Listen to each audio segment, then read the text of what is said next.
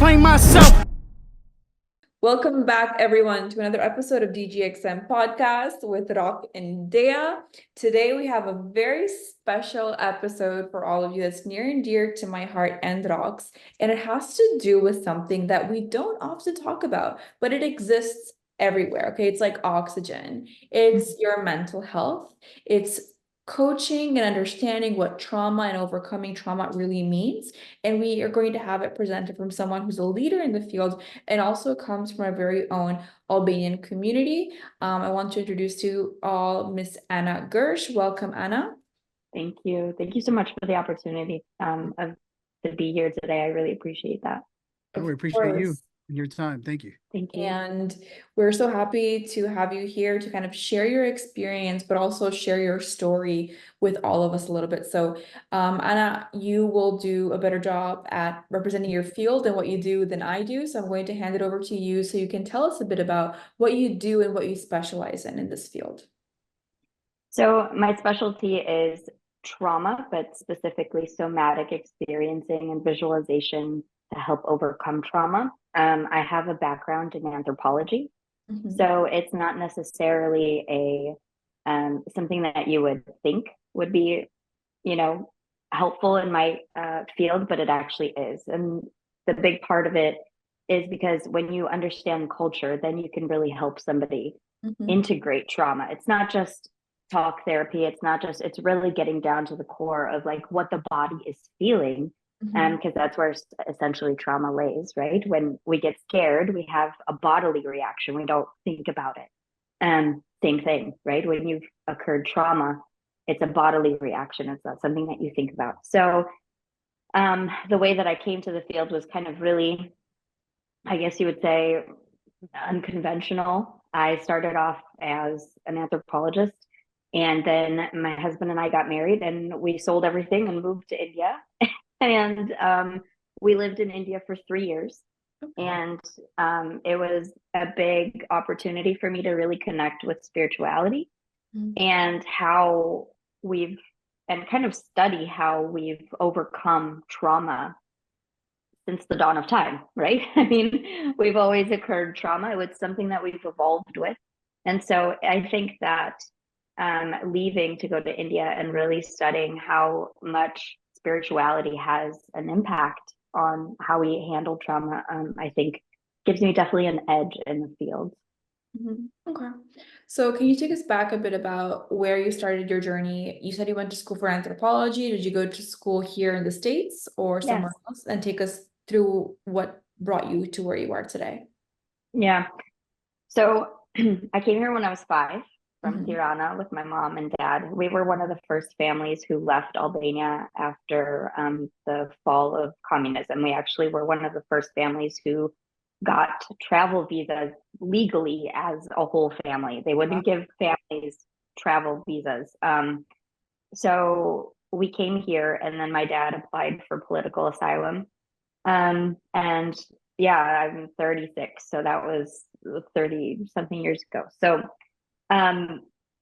when we landed in America, it was a big culture shock. I had never left. My parents had never left. We had never been on an airplane. It was a huge culture shock for us. And when we got our first apartment in Chicago, we lived in a little place called Little India in Chicago, because Chicago is very segregated by neighborhoods. So it was a big culture shock. And but for me, for my little brain, it was so cool to interact with these new people I had never seen. Yeah. And, where we lived was kind of like a bigger building, and nobody spoke English. It was a bunch of immigrants, and all the kids would just get together, and we would somehow find our way to play a game or communicate. And I think it was really that like beginning that kind of got me really interested in like, who are we? Like how do we become who we are? And I think that really has to do with relationships and culture. And so I was going to double major in psychology and anthropology. I ended up minoring in psychology because my husband and I wanted to travel, and I would have to wait like a whole year to finish my bachelor's for psychology, and I just didn't want to do that. So I ended up just grabbing my bachelor's in anthropology and running with that because deep down inside, I knew that I would find my way in an unconventional way. I just never, even to this day, my dad's like, you have never listened to anything anybody has ever said. And I'm like, that's not true. and it's true. It's like I've always kind of filtered out the noise and kind of honed in on like, what do I want for a second, you know?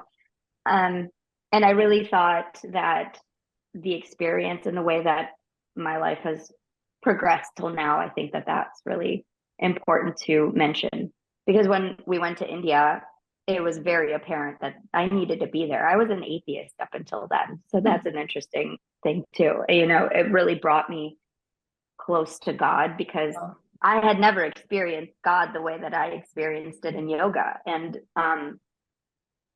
so I think that that was kind of a big moment for me too. And it was also really hard to admit to my parents, who had known that I was an atheist for so long, that like all of a sudden now I'm like, oh, I hope God finds, like, I hope God gives me a sign or something like that. And they're like, who is this girl? Like, you know? Were your parents religious, or you just were? My parents were the typical Albanian religious, like we're Muslim, but we have Reki, like, you know, being made in the garage, and you know, like, so we were Muslim. And you're the first Albanian I'm coming across that is explaining to me that they're atheists. So this is interesting to me. I'm no longer an atheist.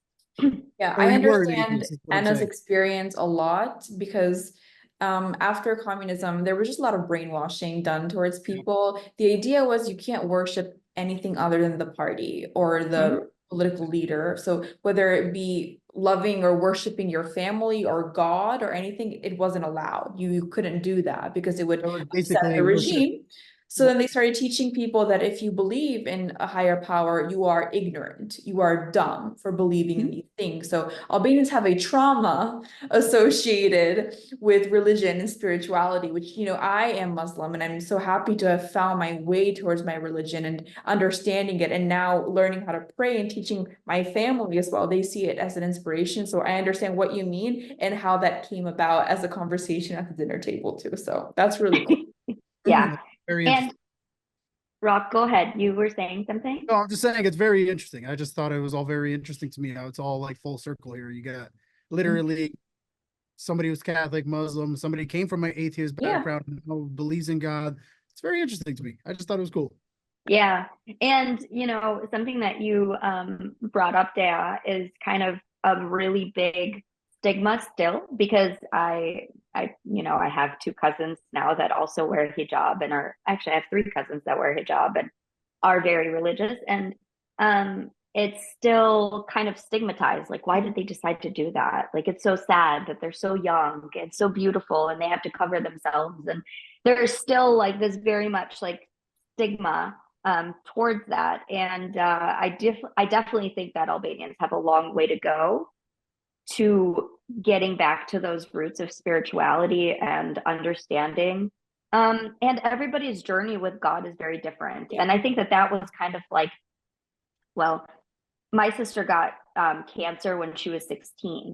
So I think having a child that was sick, you know, really brought my parents to this, like, why would God do this to us? So I think that made a little bit of a distance with that. But then when she was saved, it's like, oh, God did this, right? And so I think that our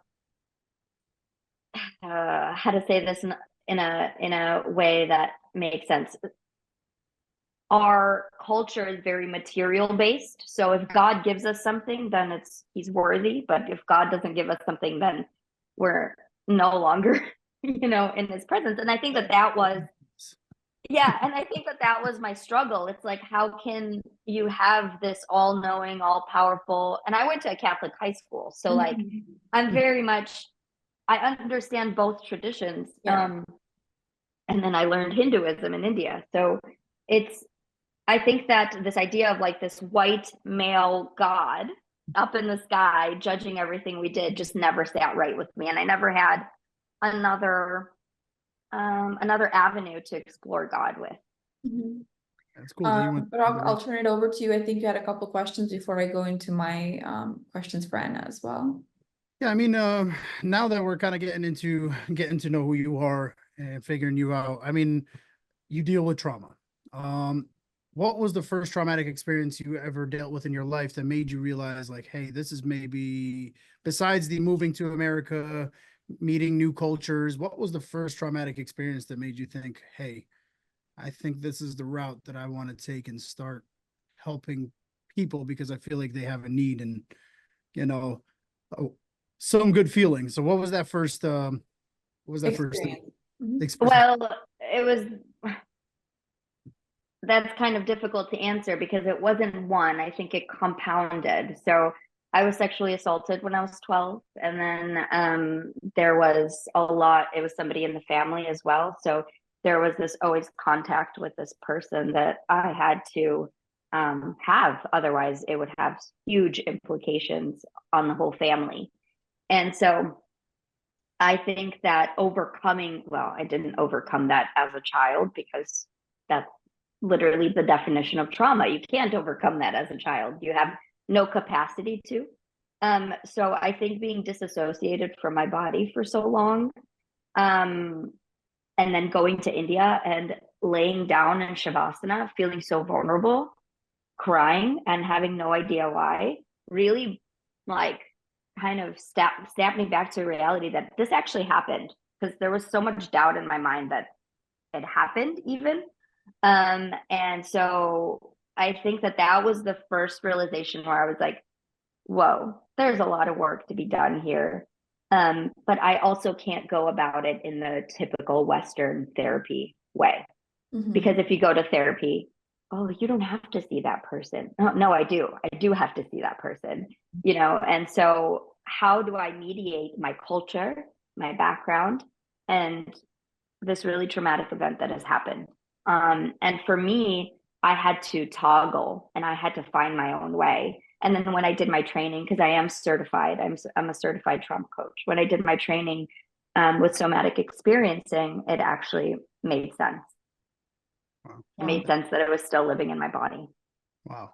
That's pretty that's I'm happy you told us that. And you know, that's a pretty serious matter. And for you to overcome something like that and then build your confidence back up, I can see, you know, I can see it's something that's still, even with you talking about it, maybe you've moved way past it.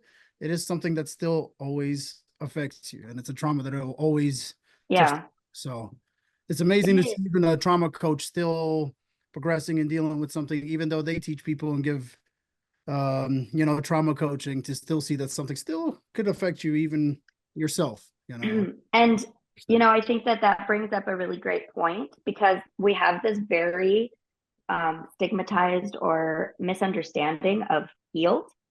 You know, healed to some people means like, oh, like you don't have to think about that anymore, and it's not part of your life anymore.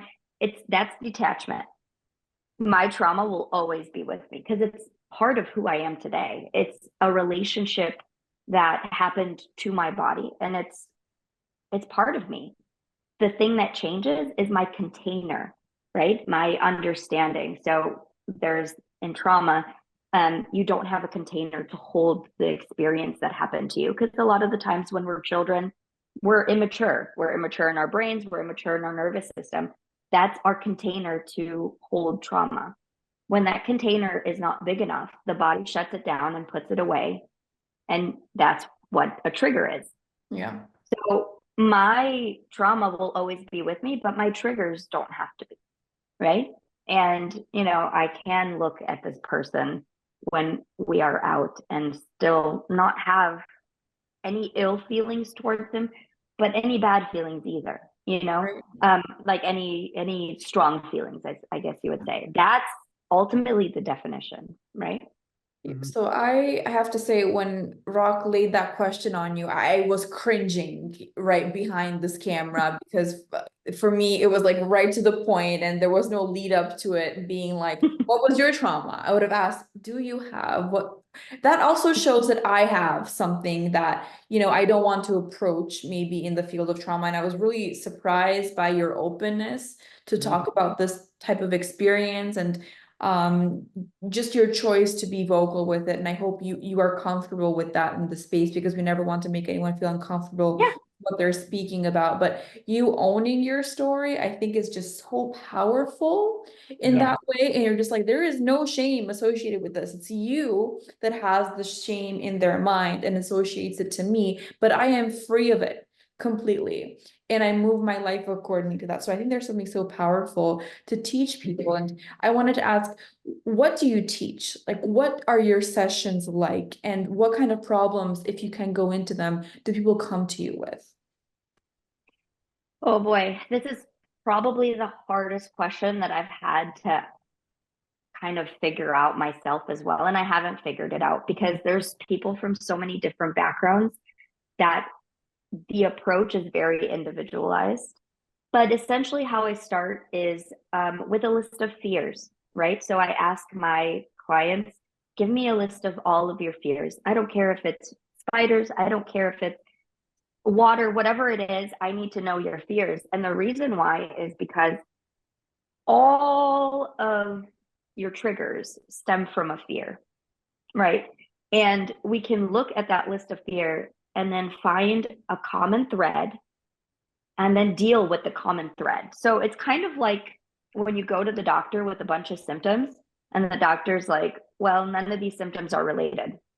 Well, they are related, right? Because they're coming from a source that has to do with all of them kind of branching out. So it's similar to that, where we find the root cause, right? A lot of the times when I have Albanian clients, the root cause is shame and control issues, right? And with a lot of women, it's control issues, and with a lot of men, it's shame, surprisingly. And well, not surprisingly, I guess. And so we get to that core root, and then we find childhood memories that have to do with that. And then from there, the childhood memories are reworked through visualization, where they can regain their control, regain their power, understand their shame. And we do that through visualization, meditation, and somatic experiencing.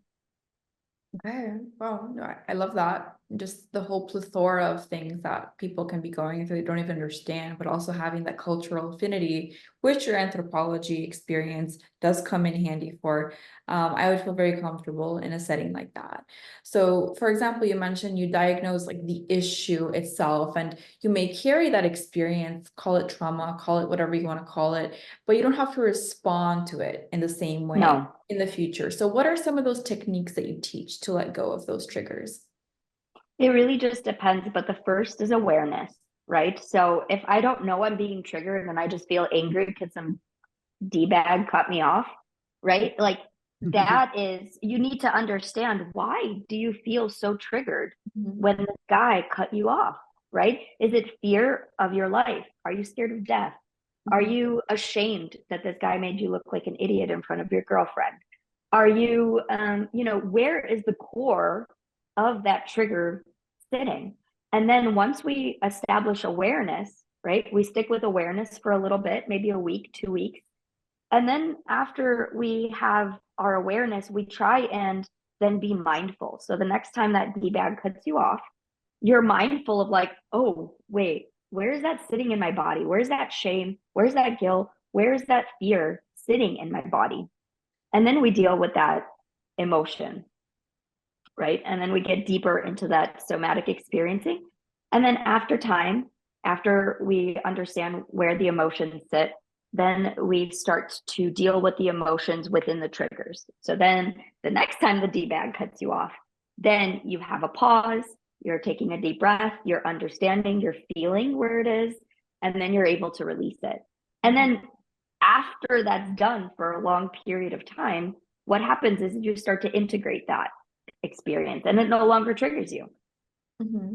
You know, that's just a process people are not as aware of. I think many people go through life in like auto mode or autopilot, and things just kind of happen to them. And I'm someone who teaches meditation myself and mindfulness training. And I used to have this complex where I would be like, I can find their issue and trying to help them through that issue. But I realized that, first of all, people don't ask for help. You shouldn't give it. It's their karmic energy that should pull them towards that. But secondly, I think my question is something that I struggle with is there hope for everyone to heal? Because even this process of awareness, it takes a sense of emotional intelligence to even come to the realization, hey, maybe like I'm being triggered by something, and maybe it's actually not this person's fault. Maybe it's my fault. Like we hear the word narcissism, sociopathy all the time.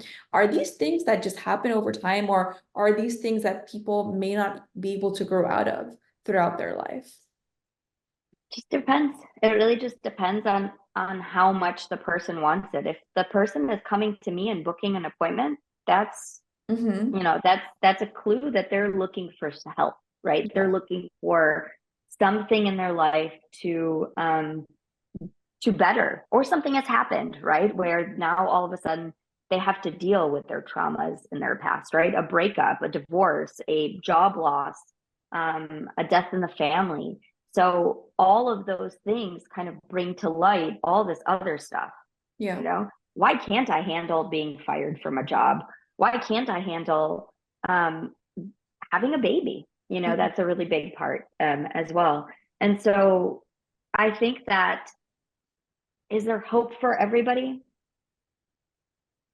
My son asked me this question the other day in the car. We were sitting and he goes, Mama, what does evil mean? And I was like, that's hot and heavy for 7:30 in the morning, buddy.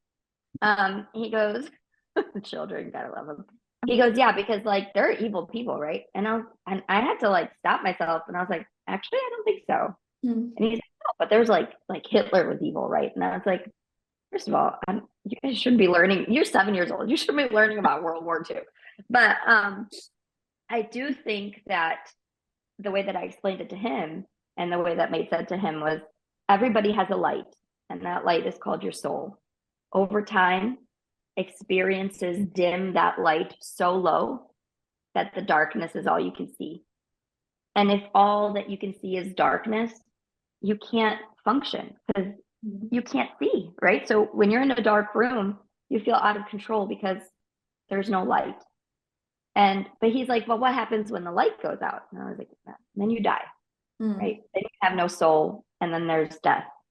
And so I do think that there's redemption for every single person out there. Their light is just so dim. Sometimes it becomes really hard to find your way. Yeah, because you also get a lot of those people that are like, oh, but I dealt with this and I got through it so easy. Why can't you? And I'm looking at them like, and I'm thinking myself, I'm like, yeah, I know I went through this trauma. Yeah, I know I can fight through it, but sometimes that trauma is so heavily built in you, you can't even move past it. So it's You like, can. and it's like you can, but I guess you just do need the help. It's How? like, Maybe you don't have the information. Maybe, someone like Anna, which her name is Aniesa, guys. It's a very Albanian, beautiful name, can help understand and unpack what's going on. And I think that's so important, especially in our community. And you mentioned that Albanians also come to you with certain issues or experiences. What do you think, from your own assessment of your clients in the community, what do you think the community needs to be able to have that light shine brighter and their soul shine brighter? I think the first is communication. I really do. Thank you. I think we have zero communication skills. So I think that if there's like a bigger platform that really teaches how to communicate, not just with your partner, but like literally with your parents, and I think a big part of that miscommunication is really differences in definition. And there's a really cool study that was done on how individualized societies have a different way of actually viewing a picture. And so they showed the same picture to somebody that was American versus somebody that was Chinese. And the Chinese person actually looked at the whole picture because collective societies, right? And the the American person actually focused on the center of the picture longer. When they were asked to switch, when they asked the Chinese to focus on the center, and when they asked the American to focus on the bigger picture, there were higher rates of cortisol, which means that it's actually really stressful to see the other person's point of view. And when you are from a collective society, by the way, this doesn't happen with Chinese American immigrants, which is very interesting, because even though you come from a collective culture, when you're integrated, which I think a lot of our first generation Albanians have a hard time with this, they're trying to toggle between two cultures. It's true, you are, right? When you are coming from this collective culture into this very individualistic culture, your parents still expect you to communicate and understand things one way, but you have a totally different definition of life. And so finding the bridge between that culture and this way of looking at life is, I think, where we need help. I agree, and I see it often. I think you made a good point about the pain that comes with seeing someone else's perspective at times too, because it shatters literally your stability. And you're like, no, everything I know around me may not be the way that it is. And that makes you question your sanity. And if you don't have the tools, that can really scare you in different depths. So you bring up a good point, and Rock mentioned this too. There's a strength that comes into wanting to heal and to accept that. Which is interesting. I think the community needs to hear more of that. But Rock, what did you want to ask Anna about kind of her work in the community as well?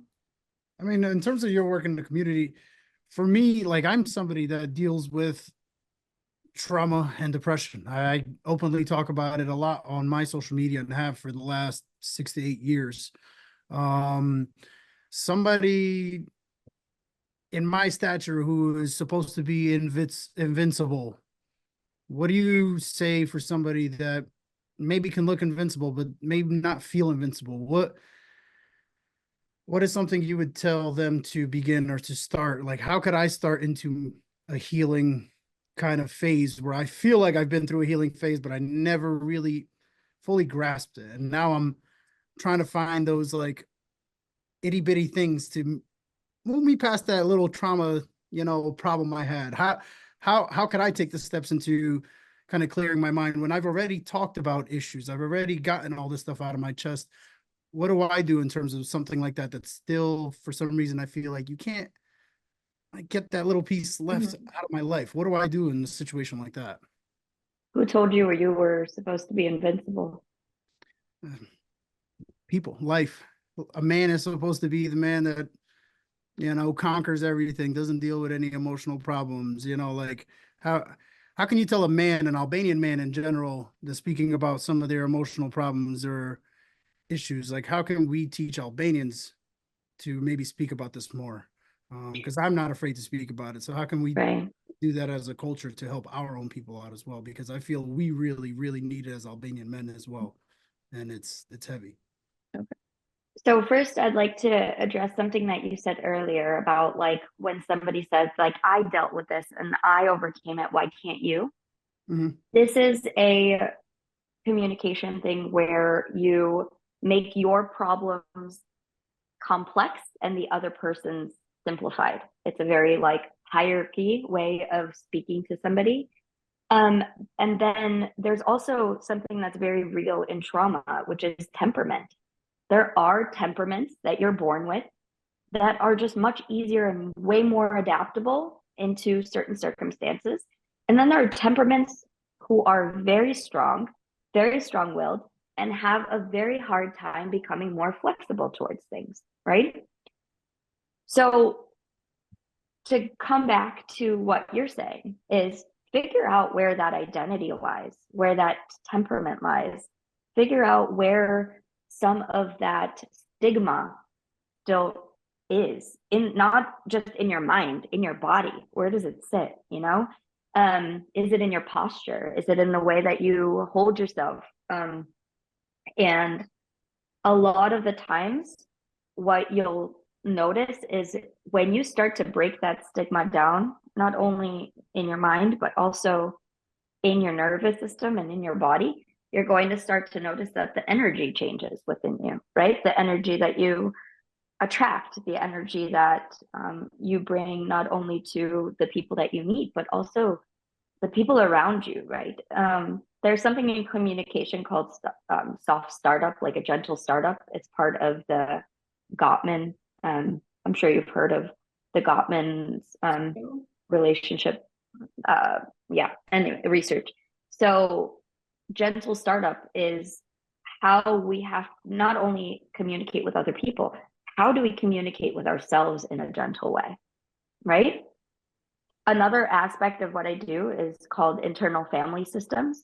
So really like sitting with that part of yourself that feels invincible, because that might be a protector for something that is soft and gentle, that doesn't want to let go yet, right? So all of those things come into play. And I forgot the original question, so you might have to ask that. Oh, I was just saying, what can us as Albanian men who do fear about speaking about emotions or feeling, what's one way for us to kind of ease our way into speaking to somebody who, like you, is a coach, is a trauma coach, is a psychiatrist, I definitely think how can we break that stigma? I definitely think that we can't generalize Albanian men, because who you are and who my dad is, that generation, and who my dad is versus who my grandpa is, completely different. So I will never expect somebody my grandfather's age to sit in front of me and talk to me about their emotions. It's just not going to happen. Never happen. But your son, worlds apart. No. You, worlds apart from your dad.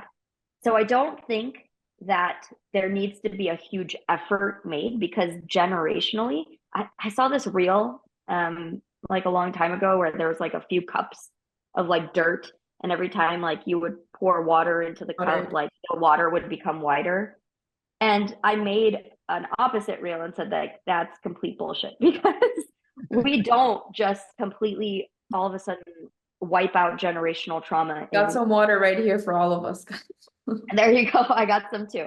So, that you don't just knock out generational trauma in one generation. And I think that's what millennials are trying to do. And I think that's why we're so stressed.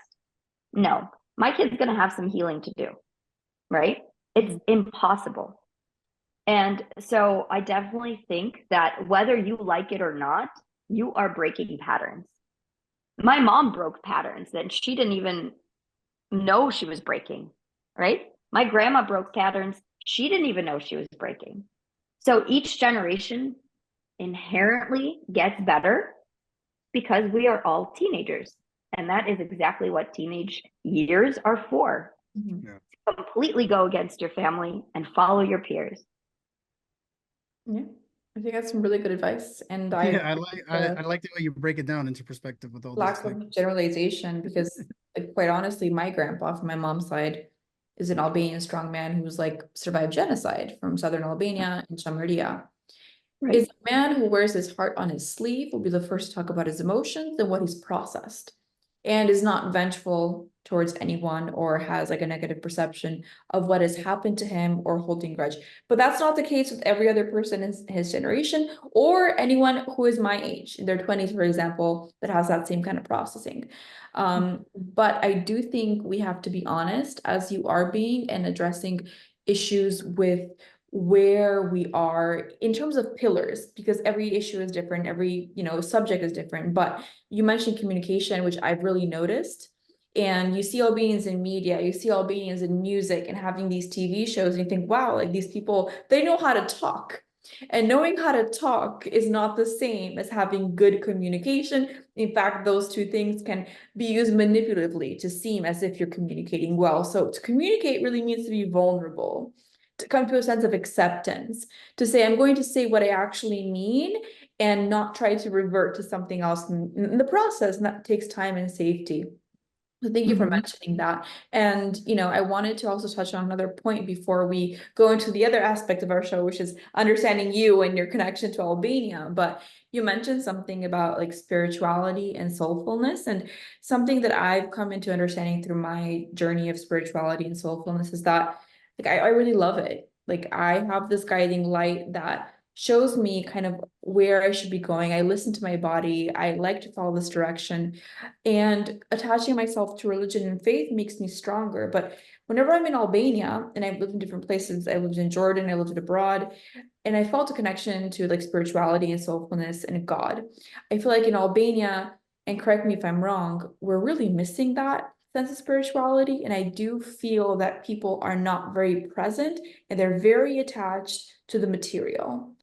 They really think you're going to live forever and you can do anything in the meantime to achieve to where you want to be. And I see that as something that I feel really detached to when I go back home. Do you think there's ways for us to fix that? Yeah, something that like just popped into my head was we've taken that now and we've added to our relationships, because the amount of cheating and infidelity and problems within Albanian marriages, relationships, I think really reflect that overall picture of what you said about material. And when you are in this pursuit of material, and I think the reason why is because Albanian culture completely went the other way when communism fell, right? We destroyed everything, right? Nobody else did that in the Balkans except for Albania. So with that came this radicalization of modern culture, and we only focused on the material. How to get it back? I think you have to really connect with nature, because I think you start to notice a little bit more of the spirituality as you get into the villages. The grandmothers singing Bismillah ar-Rahman ar-Rahim when you're sick, right? That is a big part of spirituality. Why? Because you're applying something that is a mantra, essentially. That's what prayer is. You're applying a mantra to a situation that you need healing from, And so I definitely think that because Tirana or the other big cities have really had this really big boom in modernity, we've lost that village knowledge. And that's not just Albania, that's the most of the Western development world in general. Yeah, we've lost our connection to nature. So I definitely think that once we start to reach a cap and people are on their 7th Louis bag but also taking 4 antidepressants, once we reach a point of like critical mass of like, hey, what's going on here, there's not going to be much of a wake-up call. But I think slowly it's happening through social media, through TikTok, through Instagram Reels. A lot of Albanians are connecting with their families in ways that they haven't before, and that's through Reels and that's through TikTok, because that's a form of communication when you can't find words to explain how you feel. Yeah. I mean, that's why I started my Instagram page. Well, I was a musician, but I had this whole thing with Instagram where I was in such a rut, and I was like, I know people are in such a rut with COVID. Like, I have to spark people's laugh bug out or something, love bug. So I started posting all these videos where I could make people laugh or feel good or learn something during a time where we were all trapped and going crazy during COVID. I said, I have to help myself out and help other people out. So that's kind of the opportunity I took. So I guess you could call me a healing coach too. For sure. There you go. We're all healing coaches. That was my sole purpose of why I do what I do now currently. Yeah. And I love that, because that is a form of showing love to the world, right? Showing what your inner experience is, and then people being like, oh, I feel that, I hear that, and I'm going to send that to somebody else. That's literally how the algorithm works, So we are, in some regards, I guess, a living algorithm, right, of how that energy really works. And I think if we can take that model and apply it to communication with our family, I think that that's going to be like a whole different chapter in healing, you know? I agree. And Anna, sorry for taking the liberty of turning this into a mini therapy session. That was not our intention, but you Don't worry. inspired some really good questions that hopefully people can draw into their own life and take the step in understanding. You know, we're telling you now, whoever is listening to this, as Albanians that are educated from top institutions, that are successful, are religious, are not religious, are media savvy, we have no stigma or judgment towards anyone that wants to come forward and improve their evolution on this earth. Please do. Whatever trauma that may have been, whatever shame, whatever lack of communication that someone told you that you will never be able to overcome, do it for you, because our purpose here is to evolve our soul in the time that we have available. And it's so sad to me that some souls don't evolve. And whether you believe in them coming back or not, but the time they have here, they weren't able to evolve. And you come to a point in your life when you're like, I could have just tried. So please understand that if you're listening to this, we are here to understand and help the community move forward in spirituality as well. And that being said, Anna, we're going to test out how Albanian you really are. Oh my God. Oh Lord. I left right now. You have to sing the national anthem. Go. Oh my God. No, I do not. No, we want to ask you, what's your favorite Albanian dish that you love, or Albanian dishes that you enjoy? Okay, so speca me cheese, number one. And then tavkosi. My mom makes the best. Love tavkosi. And kulach. My dad makes a mean kulach. What kind of kulach? I have no idea. It's like a big one. It's not the little ones. So, and then he uses yogurt, baking soda, and yeah, that's it. And it's so good. I can just taste it through the words right now. Oh my God. Yeah. And then you make like fasule. It's so good. Nice. Love Albanian cuisine. I'll ask another question. I'll hand it over to Rock. For yourself, in terms of going back to Albania, do you go back often? And where do you go? Where do you visit when you're there that you love seeing? Yeah, unfortunately, since I had children, no. My son is going to be 7, so I haven't been back in 8 years since my grandma died. So that's a really big part of my life that I'm missing. But from, having so many things to deal with, it's also gotten really expensive to fly back. And that's really sad for me, because before it used to be somewhat affordable, but now, the prices, because tourism and all of that. So I haven't been back, but when I do go back, I go to my dad's village in Pograde, and he is from a really small village called Remain, right off of the, going towards Korch. So I stay there, and then I stay with my cousins in Tirana as well.